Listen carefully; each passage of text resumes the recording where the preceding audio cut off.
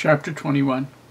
Then David came to Nog, to Ahimelech the priest, and Ahimelech was afraid at the meeting of David, and said unto him, Why art thou alone, and no man with thee? And David said unto Ahimelech the priest, The king hath commanded me a business, and hath said unto me, Let no man know anything of the business whereabout I send thee, and what I have commanded thee, and I have appointed my servants to such and such a place. Now wherefore, what is under thine hand? Give me 5 loaves of bread in mine hand, or what there is present. And the priest answered David and said, There is no common bread under mine hand, but there is hallowed bread, if the young men have kept themselves at least from women. And David answered the priest and said unto him, Of a truth women have been kept from us about these 3 days, since I came out, and the vessels of the young men are holy, and the bread is in a manner common, yea, though it were sanctified this day in the vessel. So the priest gave him hallowed bread, for there was no bread there but the shewbread, that was taken from before the Lord, to put hot bread in the day when it was taken away. Now a certain man of the servants of Saul was there that day, detained before the Lord, and his name was Doeg, an Edomite, the chiefest of the herdsmen that belonged to Saul. And David said to Ahimelech, And is there not under thine hand spear or sword? For I have neither brought my sword nor my weapons with me, because the king's business required haste. And the priest said, The sword of Goliath the Philistine, whom thou slewest in the valley of Elah, behold, it is here, wrapped in a cloth behind the ephod. If thou wilt take it, take it, for there is no other save that here. And David said, There is none like that, give it me. And David arose and fled that day for fear of Saul, and went to Achish, the king of Gath. And all the servants of Achish said unto him, Is not this David, the king of the land? Did they not sing one to another of him in dances, saying, Saul hath slain his thousands, and David his 10,000s? And David laid up these words in his heart, and was sore afraid of Achish, the king of Gath. And he changed his behavior before them, and feigned himself mad in their hands, and scrabbled on the doors of the gate, and let his spittle fall down upon his beard. Then said Achish unto his servants, Lo, you see, the man is mad. Wherefore then have ye brought him to me? Have I need of madmen, that ye have brought this fellow to play the madman in my presence? Shall this fellow come into my house? Here we see David dealing with Ahimelech, who is the priest at the tabernacle.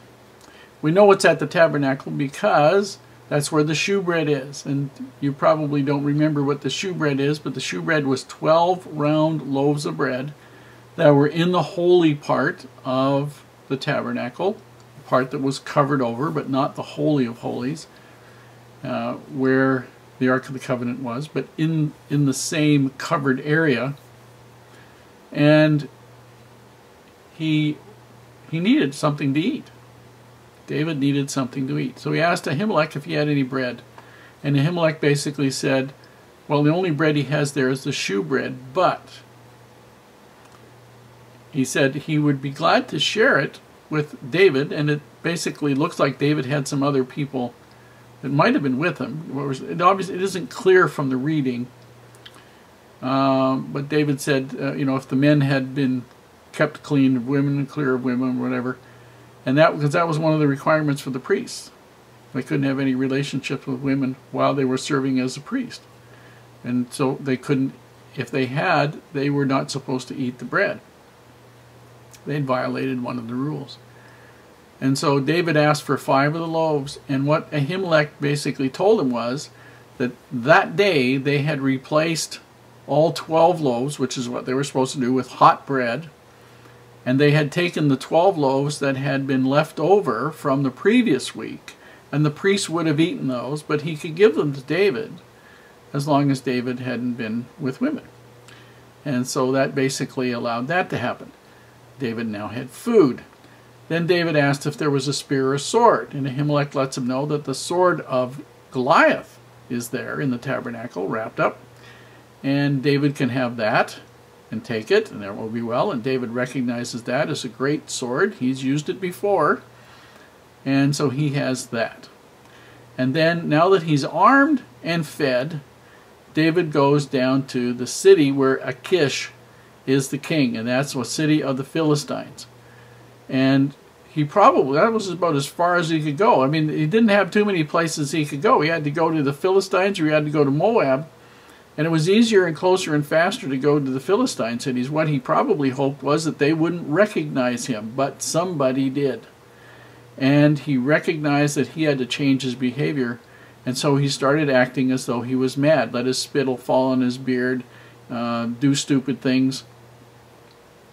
And the people took him before the king, Achish, and basically the king recognized David, but also recognized that David was acting as though he was mad. And he didn't need to have a madman as part of his household. And normally it was very common, considered courtesy, but also considered a privilege to house people who were new to the community at the king's house, so he could get a chance to know them and take advantage of whatever facts they might know, or do whatever business might be done with these people. But what was the point with a madman?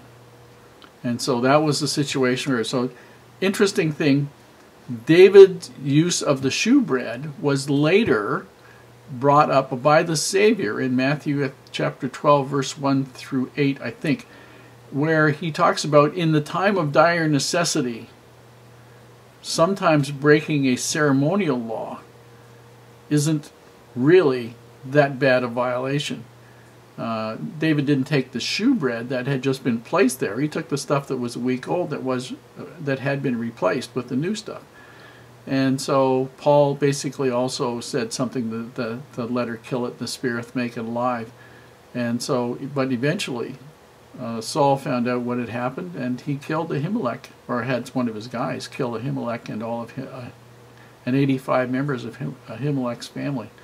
We see that Saul didn't care who he was going to kill. You want to kill the priests of God? Sure, why not? You don't like what they did? Have somebody kill them.